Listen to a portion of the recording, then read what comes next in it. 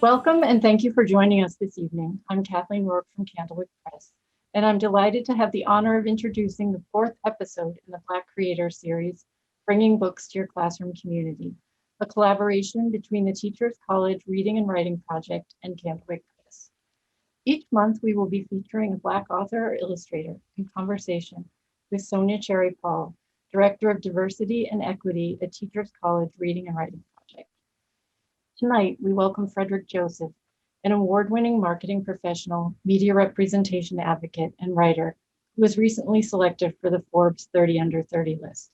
He's also the winner of the 2018 Bob Clampett Humanitarian Award given by Comic-Con International, and was selected for the 2018 Route 100 list of most influential African Americans. Sonja and Fredrick will be able to reply to comments during the presentation, so we invite you to use the comments section to ask questions. Thank you for joining us and enjoy the conversation. Hey, Fred, how are you? I'm good, Sonja. Always a pleasure to be in conversation with you. Same.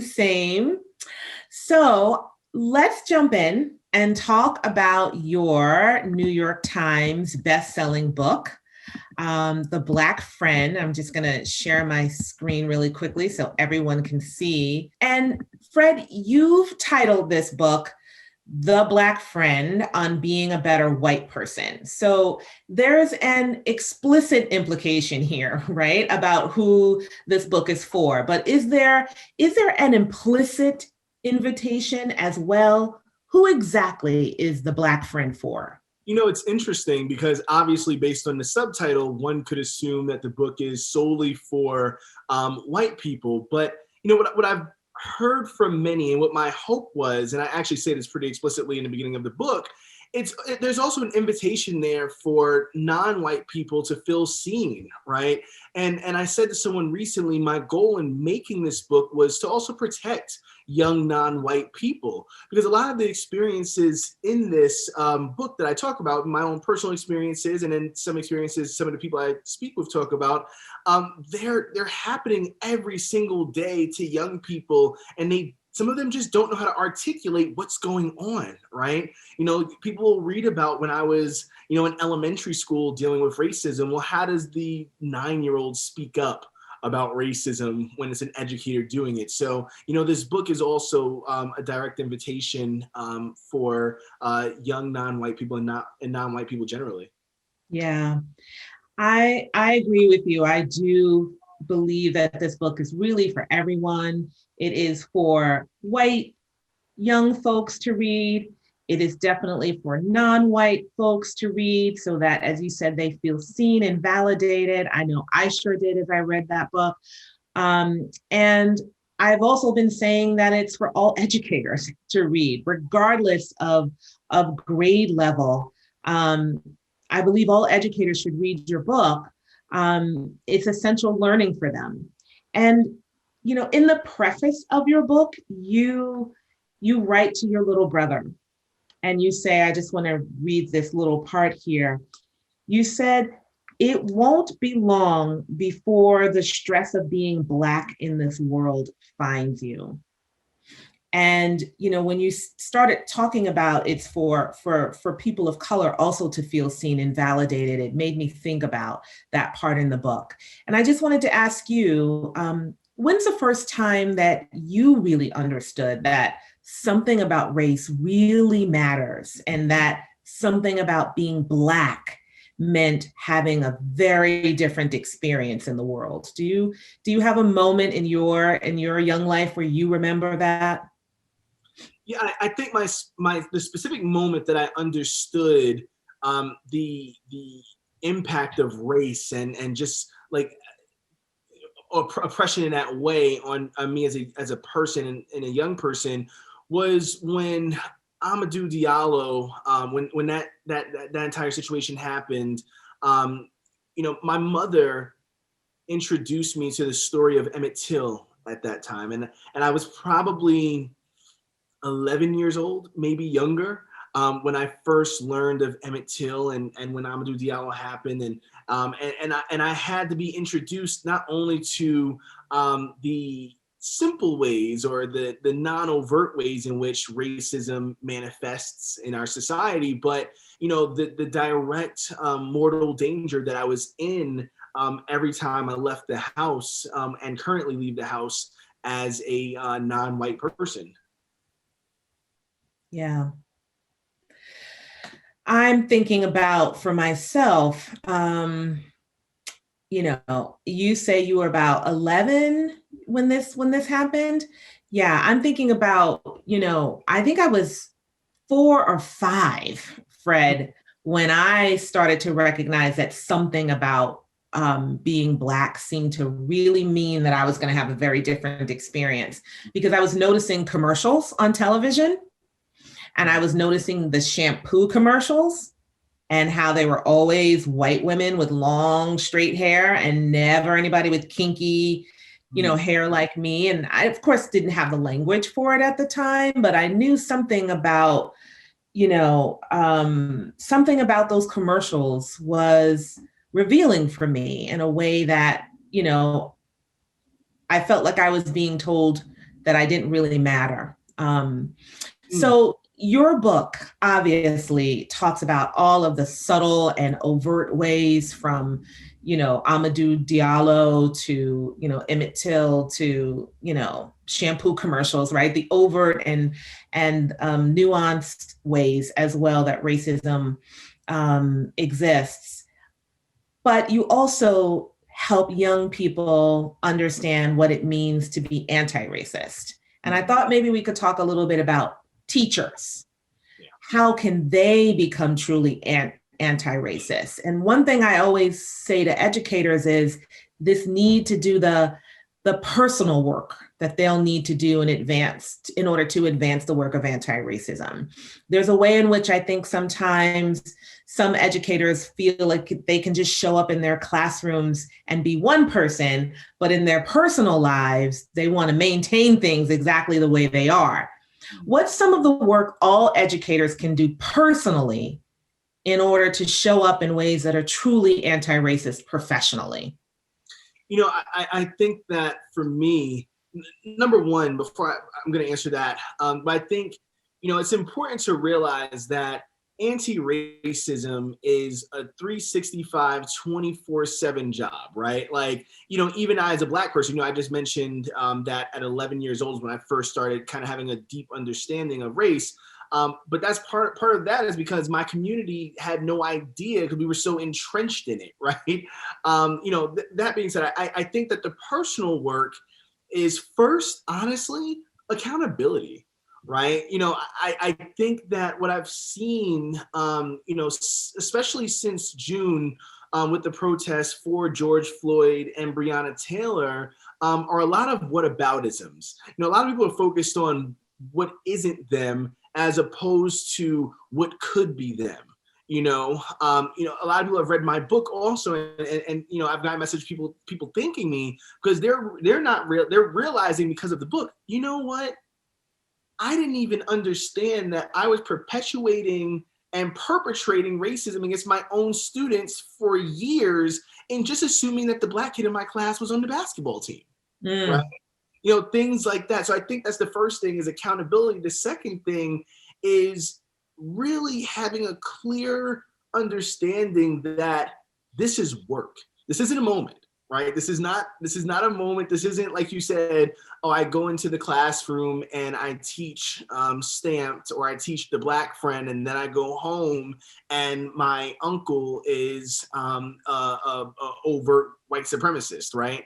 Because that seeps into every aspect of your life. And I say this in the book, if you were really about combating racism, no racist would feel comfortable around you. Right. Like, for me, I am someone who, I'm not just an anti-racist, I'm an anti-homophobe, I'm an anti-misogynist, I'm an anti-transphobe, I'm an anti-classist, I'm an anti-elitist, and because of those things, the people who subscribe to those issues are not comfortable around me, and that lets me know I'm constantly doing the work. So I think those are the two things that I will focus on is accountability and a preparedness to do the work. And then when you got those two things, get out there and actually start doing it. Woo. I love that, Fred. Absolutely. Because honestly, if you are really doing the work, people who aren't should be uncomfortable around you, right?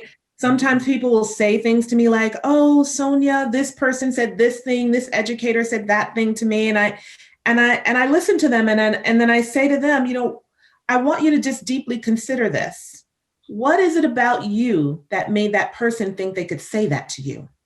Mm-hmm. Your job is to figure out how to show up differently. So that person knows that they couldn't possibly dream of saying that thing to you because you would not agree. So that internal work is just so important. And I love that you started with the accountability, and we need to stop with the whataboutisms and the conflation, because it is really a way to resist the work. Yep.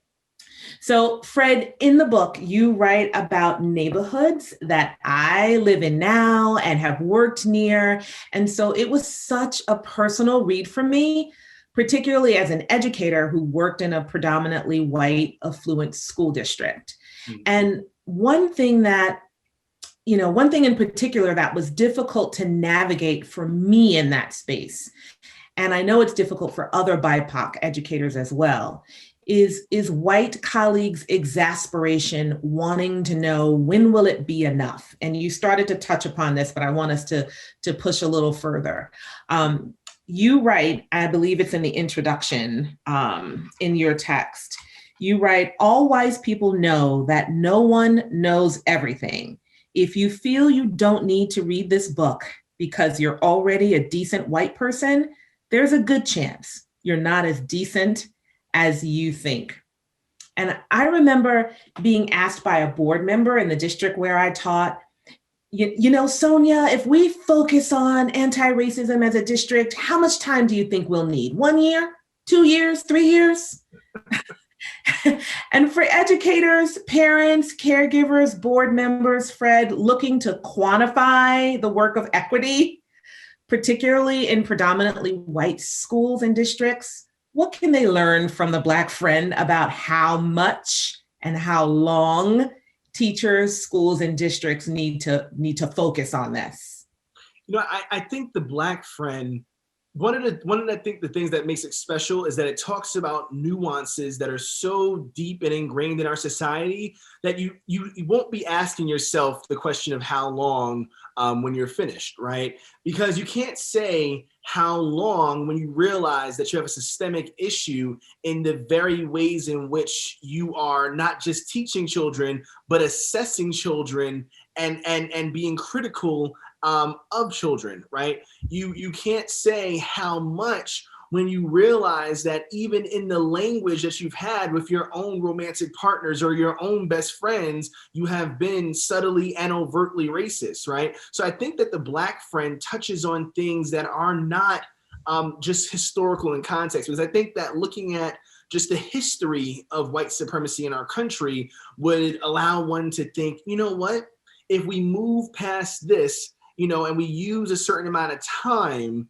then we'll be fine. What the Black friend does, it says, no, these daily manifestations are so insidious that even in your assumption that there was a time stamp, you are inherently upholding the issue that you think that you're trying to get rid of. Mm-hmm.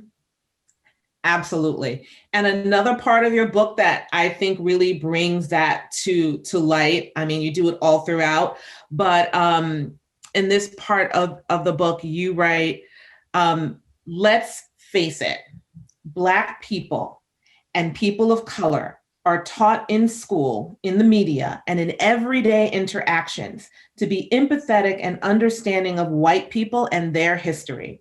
But most white people never have to do the same for us.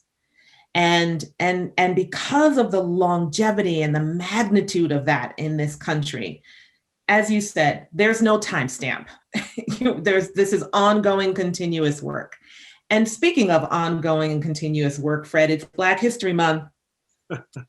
And many educators feel right now that now is the time to be thinking and teaching about Black people.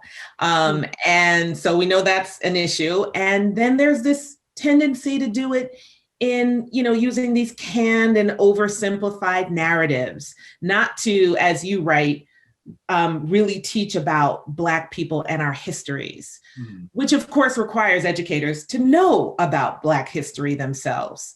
What was Black History Month like for you in school? And how do you think educators can break the cycle of teaching in such limited ways?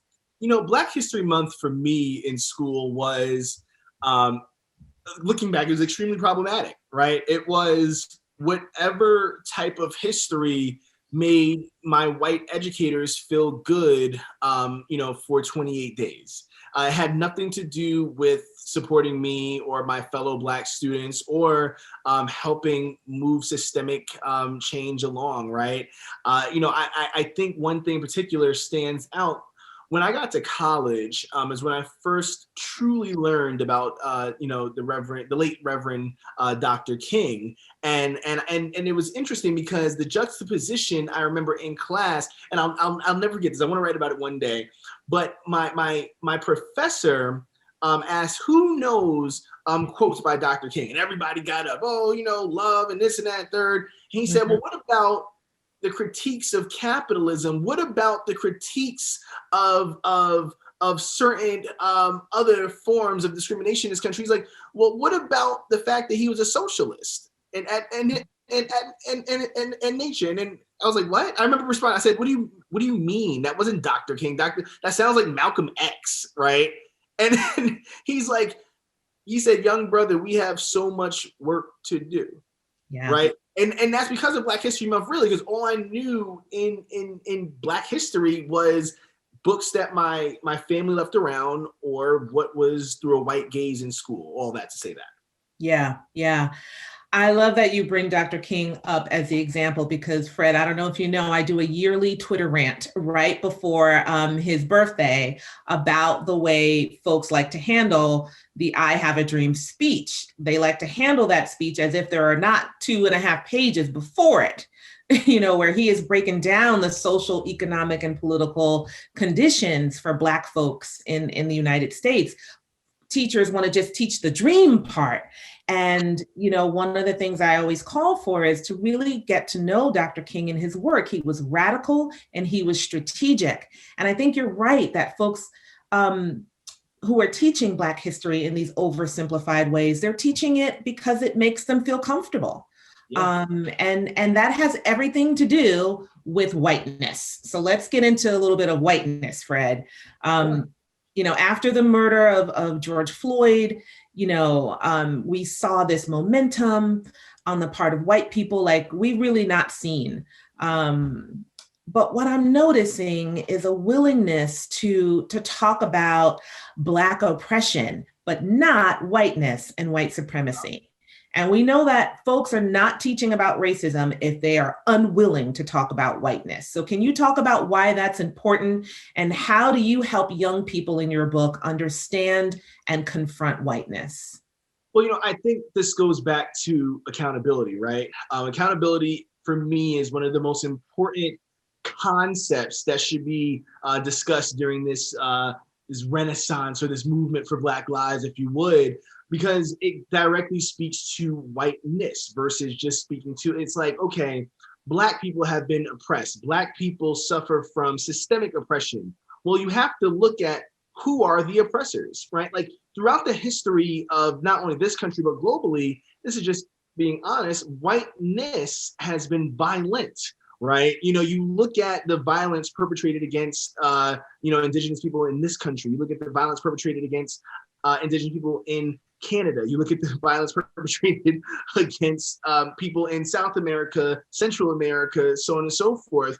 This is systemic, right? This is historic, and it hasn't stopped. There's a through line from the moment that people landed in Roanoke, Virginia, all the way to the Capitol insurrection, right? And people have to understand that whiteness has been violent in this country and around the world, and there's a white rage that is constantly, underlying in our society that people are afraid to talk about. And the fact that people are afraid to talk about it and be held accountable for it gives it more oxygen for that fire to be fanned and that flame to grow. Mm. Whew, I love what you just said about that through line. I'm going to just try to echo what you just said so educators can hear that when we are thinking about whiteness and teaching about whiteness and understanding whiteness, we need to be paying attention to that through line from 1619, right, when enslaved Africans showed up on the shores of Virginia, to 2021 at the Capitol. Thank you for just putting it down just like that. And so I want to talk a little bit about the Black Lives Matter movement, which we know has been trying to get folks to focus on that through line and to disrupt whiteness. Started by co-founders Opal Tometi, Alicia Garza, and Patrice Kahn-Cullors. It's been going strong since 2014. Mm-hmm. But 6 years later, even after the killings of Ahmaud Arbery and Breonna Taylor, and George Floyd, we're still having to address why all lives matter is problematic, and I would argue racist, a racist response to the declaration that Black Lives Matter. And you write about this, and I just want to read this section because I think it not only brings clarity to kids, it can be particularly helpful to educators and caregivers who continue to say this. So I'm just going to read this bottom part of the page and into the next one, and then I'll ask you about this. You write, all lives matter is directly related to white people not wanting to see color and not wanting to make things about race. It's an effort to derail the people who are saying that Black lives matter while they are burying children like Trayvon Martin and Tamir Rice. It's an effort to neutralize the message that we need to uplift the importance of Black lives because so many people act as if those lives don't count. I want you to see my race, and I want you to see the race of other people of color and the trauma many white people have caused us. And I want you to own those traumas and to be better. But I also want you to see more than our pain and our struggle. I want you to see the beauty in our differences. I want you to see Black mothers perfecting their collard greens recipe. I want you to see Chinese grandparents teaching their children to make dumplings by hand. I want you to see Puerto Rican fathers teaching their children the history of salsa music. I want you to see Indian mothers placing colorful saris on their daughters. I don't want to be seen as a human. I don't want to be seen as the same. I want to be respected. I want to be special. I want to be jazz. I want to be soul food. I want to be poetry. I want to be Black. Could you talk a little bit about the ways that the All Lives Matter statement is really the sibling of I don't see color, maybe even its twin? You know, I actually can take it a step further than that, but I'll comment on that first. You know, All Lives Matter is a white lash. You know, All Lives Matter, like white power to Black power, is a direct contradiction and attack on a very simple concept of respecting Black people. It doesn't even say love Black people. It doesn't even say Black lives prosper, right? It's on a baseline in a country that has, strung us from trees and had its police officers bury us on camera. It's just saying we matter. In this system, in this country, we matter. And All Lives Matter, that effort is one to, as I said, derail that. It's nothing more. But I do think that, one thing I would have included in the book that I'll say for the first time here, I think that the All Lives Matter movement also comes out of the One Human movement of, the 70s and 80s, which is, even people who I like, like Jane Elliott, are people who have pushed that movement historically, right? It's like, oh, we can all be the same. And that's another way of saying colorblind. And I think it's deeply problematic because, again, what it does is it negates accountability for the historic trauma and the current traumas that non-white people face. It's not okay for me to say, oh, women are the same as men, because that completely erases all accountability and privilege that I have in the system, and what trauma women face daily, as an example. Yeah, and I think you're right. I think all of these roads are leading back to accountability. Accountability. So I want to talk about another way that educators can think about their role and accountability by reading The Black Friend, by thinking through the lens of students of color in particular. One of the major issues I would say that a lot of BIPOC students in predominantly white school districts navigate regularly is cultural appropriation, which you write leads to desensitivity and dehumanization. And for many students I've taught, they've tried a variety of tactics, some of them that you've written about. They've tried to ignore it. They've tried to laugh along as a way of coping. They've asked teachers for help. And many of them say that they've often felt their teachers have heard or saw and even sometimes participated in this. But then they ignore and downplay it when students are asking for help. So in a Kardashian capitalistic society, Fred, that has a longevity of commodifying Black people and BIPOC communities, how are you trying to educate white kids about this in The Black Friend? And how should educators, teachers, administrators, how should they address this? I think one of the things, again, that makes The Black Friend stand out and, be different from other books is that I give firsthand real world examples from my own experiences. And I think when touching upon, cultural appropriation, it's a very difficult subject. So I gave a story in which not only did I include myself, but there's Latinx friends that I have. A lot of people, say things like, well, what about appreciation? What if I'm just appreciating? Well, people have to realize appreciation comes with research. Appreciation comes with an ability to not disrespect. I think one really good example I saw recently was someone for Halloween dressed as Barack Obama.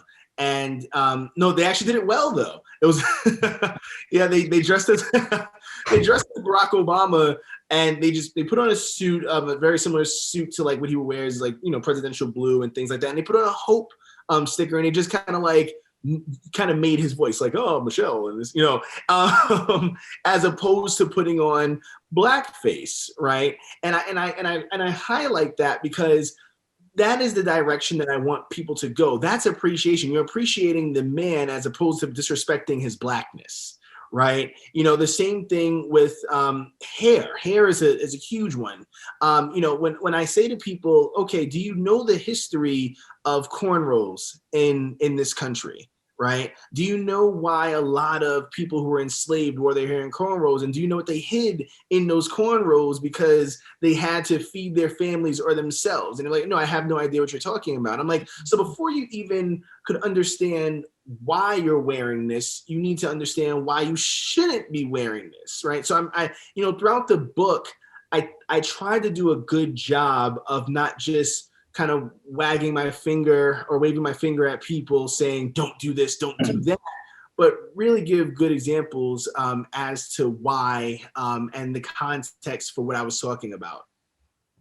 Yeah, you do that. You do that really well. And I love that you include so many different perspectives, as you said, from your friends, and you have a very wide friend group that's racially and culturally diverse. And you also do that in the as you're including these different perspectives that really just help, I think, readers get so much more out of the topics you cover.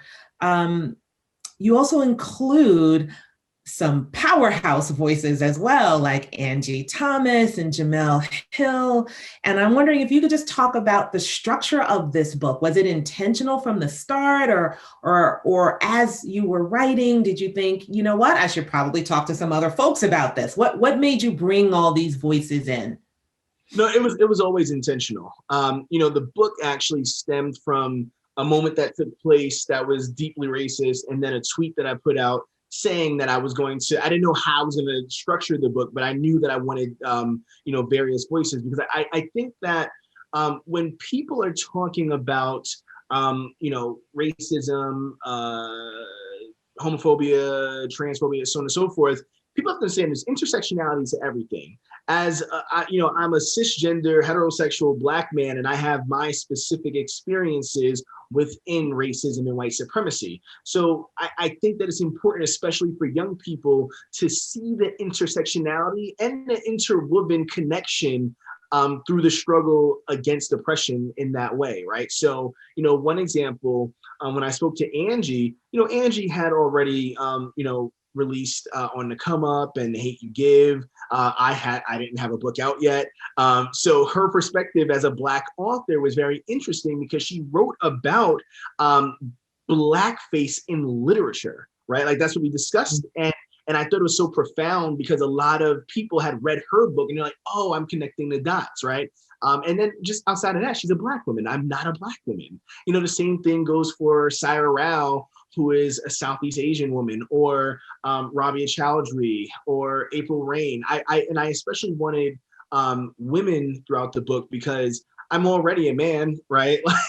And I wanted to make sure that my voice was able to create space. If I'm asking people to create space and access through this book, I wanted to demonstrate some of that firsthand with my own project. So wonderful. And Fred, because you are, as you write in the book, dynamic and layered, I just love that part of the book so much, because it's just so important for educators to just read every part and really marinate in all that you bring here. Because you are dynamic and layered, could you share a little bit about your career and the work you've done and are involved with in addition to writing? And is there a through line in your work that connects all that you do? Yeah, it's embarrassing. Oh, I have to talk about myself. But my background is in marketing outside of writing. I went to school for political science and creative writing. And to be quite frank, a lot of people told me it was going to absolutely be impossible for me to become a writer. And therefore, I focused on becoming an attorney, but I dropped out of law school because that was not something I was interested in. And I went back to school and got my MBA in marketing. And over the years, I've done some pretty cool campaigns, such as the Black Panther Challenge and the Rent Relief campaign. The first was to take kids to see Black Panther for free. The second was to help people with funds during the pandemic. But I think that the through line from marketing to philanthropy to this book to my coming books is trying to help people, to be quite frank, right? Like, that's, I was always taught that if you have the ability to put your hands to work, make it good work, right? And therefore I try to make sure that I'm doing good work. And I like to be intentional about everything I do at all times. So even when I'm doing conversations like this, or I'm showing up in the media, I oftentimes kind of wear, less author stereotypical attire, because I wonder what people's assumptions are going to be. And I'm trying to push back against those assumptions, right? Like right now in a long sleeve t-shirt and a beanie versus a tweed jacket and my glasses, I have my contacts in, because I want people to start understanding that, a Black person in certain spaces doesn't have to look any specific way to align with any specific thing. So, everything I'm doing at all times is pretty intentional about getting people to reframe their thinking. And I hope that people watching this, when they heard that last part, do a little self-assessment about whatever they assume based on my attire also. So interesting. I love that. And I have no doubt that you'll continue to, as you said, think about intentionally making good work. What can we look forward to, Fred? What's next for you? What can readers get excited about? What's coming up? Yeah. So I'm not sure what I'm supposed to say, what I'm not supposed to say, but I do have two books, in the pipeline. One of them is going to be my debut adult book, and the other one will be somewhat of a follow-up to The Black Friend, but tackling more global issues, such as environmental justice and ableism and things of that nature, because I think that the work is anti-racism, and anti-racism is at the intersection of so many other oppressive forces, and to combat one, you have to kind of combat many of them. And there's some brilliant voices who I'm hoping to have in one of those books as well, Sonja. So. Oh, Fred, I love that you say the work is anti-racism. It is the work. It is the work from which all other work must emerge. Mm-hmm. And what struck me about The Black Friend, among many things, is the way that you reveal yourself for young people and all readers, not only the struggles and obstacles that come with being Black in America, but the joys, the triumphs of being Black. And by being authentically you encourage young people to show up authentically as themselves, fully, unabashedly. And you close out your book with one of my favorites, Umi says by Mos Def, which couldn't be more perfect. Because with The Black Friend, you, Fred, shine your light for all readers to see, but also for them to be challenged and to be changed. And I want to ask you, what does it mean to you to be a Black creator? For me, it really is about standing on the shoulders of giants who came before me. I'm constantly privileged and even like emotional right now, because it's a question that doesn't necessarily get asked all the time. But I think during Black History Month, especially, it means a lot to me to build a legacy that will last, and maybe one day kids will be reading about me during Black History Month and my experiences and my thoughts. But when I think of just being a Black creator, I think of Octavia Butler, I think of Toni Morrison, I think of James Baldwin, I think of all the brilliant people who paved the way for me to be here. The educators who I didn't have, who I'm trying to help influence to one day exist. People like you. I wonder how much sooner I could have stepped into some of this had I had a you. And it really does mean a lot to me to be in this space. But I'm thinking of always how I can get other people into the space as well, and earlier and more often. Thank you, Fred. It's been so great to chat with you. Thank you. I really appreciate it. Happy Black History Month, everyone. I'm so thankful for this powerful conversation, and I hope you all feel empowered and inspired to share Fredrick's good work with your colleagues and students. To help you begin classroom discussions, Sonja created an amazingly comprehensive teacher guide that you can find linked in the chat and on Candlewick Press's website. Please join us in March for the next conversation in the Black Creator Series. Our guest will be multiple award-winning author Kekla Magoon, who was most recently awarded the 2021 Margaret A. Edwards Award, honoring her significant and lasting contribution to writing for teens.